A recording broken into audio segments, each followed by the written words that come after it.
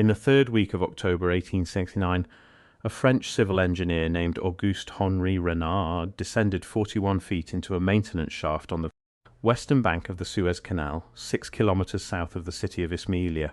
He carried a carbide lamp, a waxed canvas survey notebook, and a brass depth gauge he had used on 3 previous continental excavations. He had been working on the canal project for 4 years.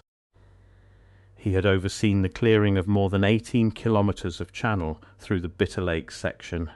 He knew this ground better than almost any man alive. He was down in the shaft for 40 minutes. When he came back up, his survey notebook was blank.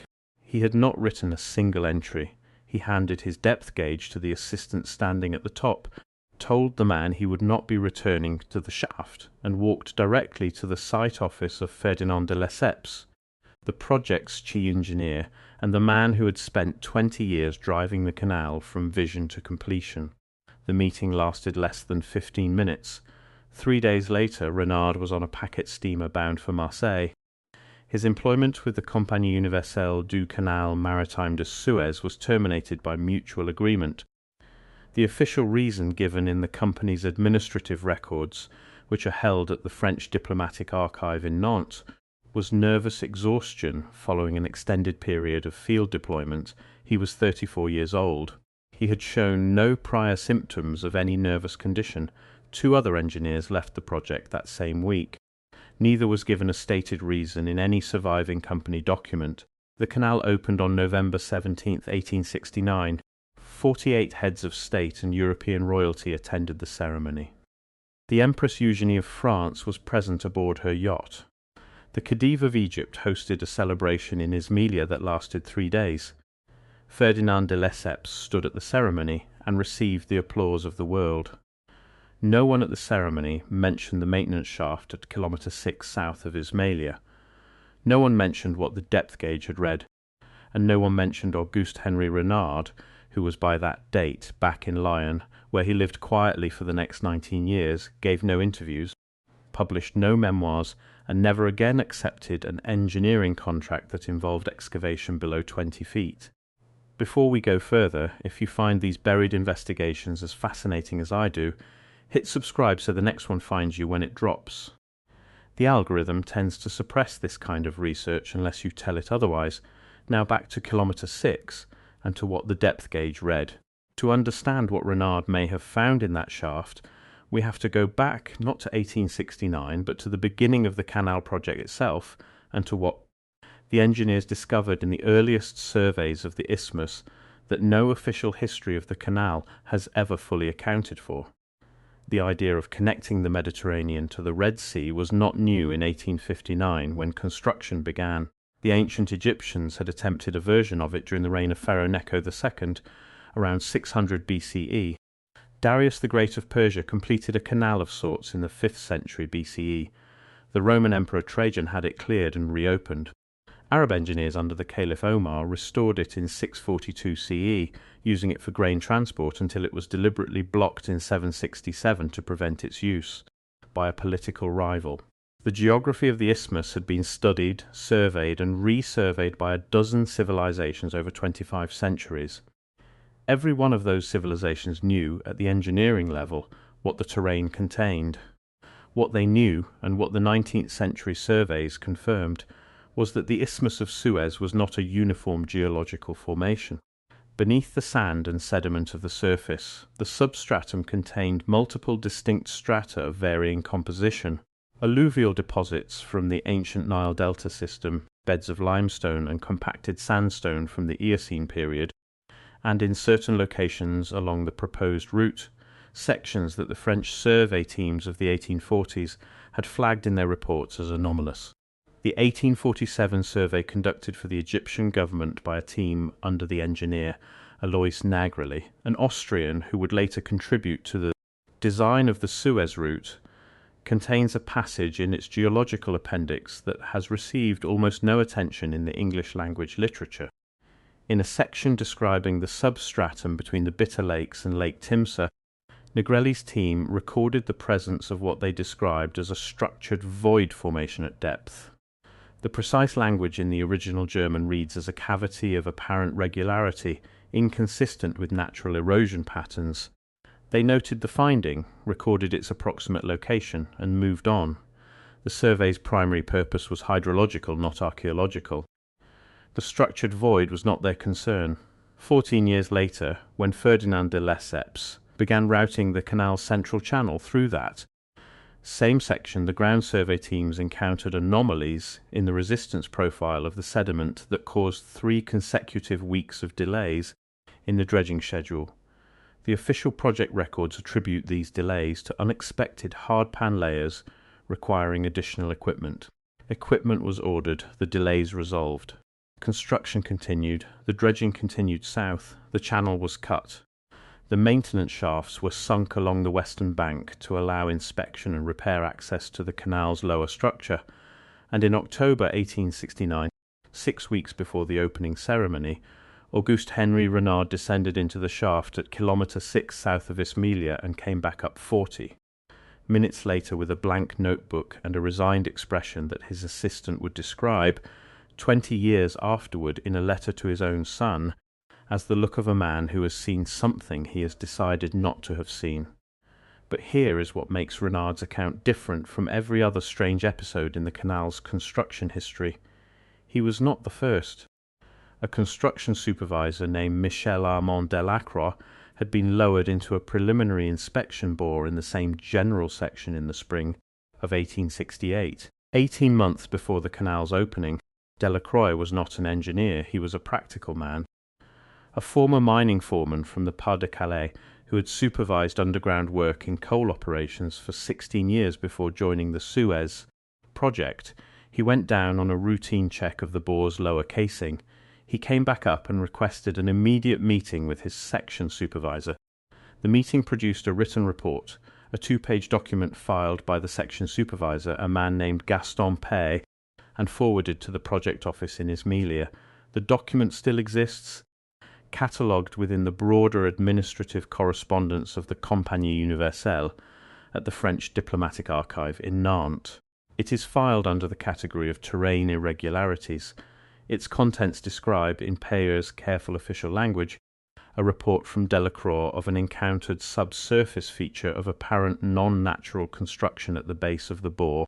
Non-natural construction in a bore sunk 40 feet below the canal floor, in a section of terrain that Negrelli's 1847 survey had already flagged for structural anomalies. Delacroix left the project 3 weeks after filing that report. The official record does not give a reason. Payer was reassigned to the northern section of the canal near Port Said, where his subsequent correspondence concerns drainage calculations and contains nothing that touches on the southern section again. Cannes, 1872. A French Geological Society journal published a brief paper by a retired survey engineer named Théodore Baquet, who had worked on the preliminary route assessment for the canal in the early 1860s. The paper concerned sediment stratification patterns in the Nile Delta region. In a single paragraph near the end, Baquet referenced the isthmus surveys of the 1847 Negrelli team and noted that his own bore samples from the Bitter Lake section in 1862 had produced a material type at depth that he described as processed stone of a density inconsistent with the surrounding natural formation. He did not elaborate. The paragraph reads as though it was included almost reluctantly, a professional record filed once in a journal with a circulation of approximately 300 academic subscribers and never cited in subsequent literature. Cairo, 1876. An Egyptian civil administrator named Yusuf Ibrahim Hamdan, who had served as the official Egyptian government liaison to the Compagnie Universelle during the canal's final construction phase, gave a formal deposition to the Egyptian Khedival Court regarding unresolved land compensation claims from communities displaced during construction. The deposition runs to 44 pages and covers primarily administrative and financial matters. On page 31, in a passage explaining why a particular section of the Western Bank right-of-way had been cleared to a wider margin than the project specification required, Hamdan stated that the clearance had been ordered directly by de Lesseps in October 1869, following a report from the engineering section, and that the reason given to him at the time was that the subsurface profile of the cleared area required an exclusion zone for undisclosed technical reasons. The deposition is filed at the Egyptian National Archives in Cairo. The specific passage has not been cited in any English or French scholarly work on the canal's construction history. London, 1883. A retired British military engineer named Colonel James Whitmore, who had served as an observer on behalf of the British government during the canal's final construction phase in 1868 and 1869, gave a private dinner address to a small group at the United Services Club in Pall Mall. One of the attendees that evening, a civil engineer named Herbert Granger, wrote an account of the dinner in a personal diary. The diary is held by Granger's great-granddaughter in Wiltshire, England, and was made available to a private researcher in 2009. In Granger's account, Whitmore described being present when de Lesseps received a report from the southern section in late October 1869, same week that Renard was sent home. Whitmore told the dinner table that de Lesseps had read the report, folded it twice, placed it in a leather document case he kept locked in his personal desk, and said to the men in the room, "We will not speak of this at the ceremony. We will not speak of this at the ceremony." 7 weeks later, 48 heads of state watched Ferdinand de Lesseps open a canal to the world. The Compagnie Universelle du Canal Maritime de Suez has never adequately addressed several specific questions arising from the construction records of 1868 and 1869. It has never explained why 3 senior engineers were released from the project within a single week in October 1869, 6 weeks before the opening ceremony, with no stated cause in any surviving company document. It has never explained the contents of the report referenced in Colonel Whitmore's dinner account, the report that de Lesseps received, folded, and locked in his personal desk with an instruction to silence. It has never explained why the geological appendix to the 1847 Negrelli survey, which specifically flagged a structured void formation in the section where these incidents occurred, received no follow-up documentation in any of the canal project's official engineering reports, despite the fact that those reports reference the Negrelli survey on 17 other points. Why would a man with 16 years of underground mining experience, a foreman who had spent his working life in coal shafts and had seen every form of geological irregularity that northern France could produce, file a written report describing a non-natural construction and then leave the project 3 weeks later without any recorded explanation? Why would a chief engineer of Ferdinand de Lesseps's stature, on the eve of the most celebrated infrastructure opening in the 19th century, receive a field report and respond not by ordering a follow-up investigation, but by locking the document in his personal desk? Why does the French diplomatic archive at Nantes contain Peyre's 2-page terrain irregularity report in its administrative correspondence collection, filed correctly and accessible to researchers, while the document case that de Lesseps carried throughout the final months of the project, documented in at least 3 personal accounts as his constant companion during that period, has no recorded inventory and no known location in any archive, public or private? These questions don't go away because institutions refuse to answer them. Auguste Henri Renard died in Lyon in 1888. He was 53.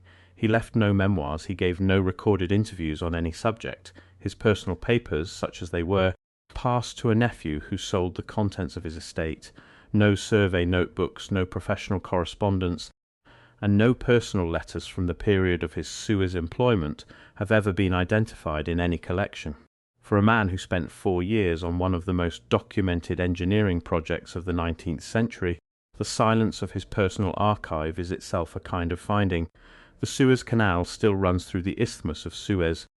The maintenance shaft network along its western bank has been expanded, rebuilt, and modernized multiple times over the past 155 years, first under the Suez Canal Company, then under the Egyptian government authority that nationalized it in 1956. If you contact the Suez Canal Authority today and ask about the geological survey history of the section between Ismailia and the Bitter Lakes, they will refer you to the official construction record maintained in the authority's administrative archive in Ismailia.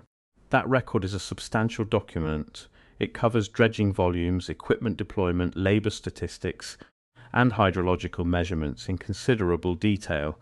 It does not contain the Paya Terrain Irregularity Report. The Nantes Archive holds a copy of that document. The Ismailia Authority Archive does not. Something is in those records, and something was in that shaft.